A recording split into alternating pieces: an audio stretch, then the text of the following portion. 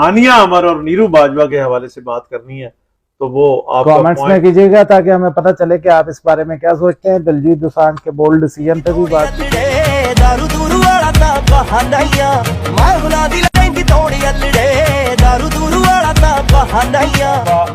किसका बाबा ऊपर है किसका बाबा नीचे है, और इस व्लॉग में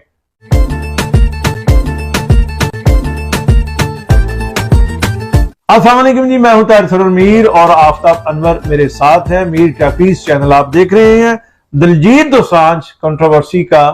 ताजा तरीन मामला यह है कि उन्हें इंडिया में सबसे बड़ा सबसे मोहतरम वोट मिला है।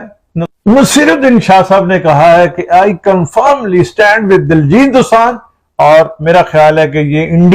इंडिया में इस वक्त दिलीप कुमार भी वही हैं और नसीरुद्दीन शाह ऑफ कोर्स वो तो हैं ही, वो वोट मिला है। और नसीरुद्दीन शाह ने मजीद क्या कहा है वो आपको बताएंगे, और इसमें मैं और आफ्ताब अनवर आपको बताएंगे कि सरदार जी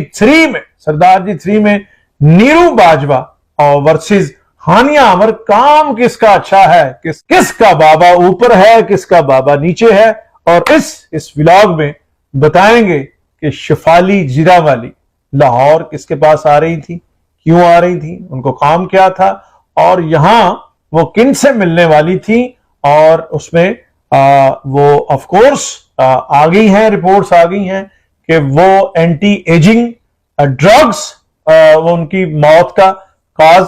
डेथ ऑफ काज बनी, और बहुत सारे अवामिल हैं। और आफ्ताब ये बताइए कि नीरू बाजवा वर्सेस हानिया अमर किसका काम आपको ज्यादा बेहतर लगा?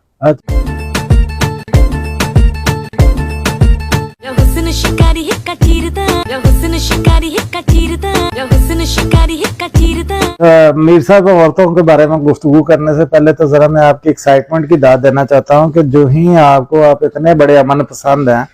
और पाकिस्तान इंडिया के अच्छे ताल्लुकात के इतने बड़े एडवोकेट है कि जो ही आपको वहां से थोड़ा सा ठंडी हवा का झोंका है तो आपकी बांछें खिल गई, आप खिलखिला उठे और वीराने में चुपके से बाहर आ गई कि अभी नसीरुद्दीन शाह की शक्ल में ऐसे लोग इस दुनिया में बल्कि इस हिंदुस्तान में मौजूद है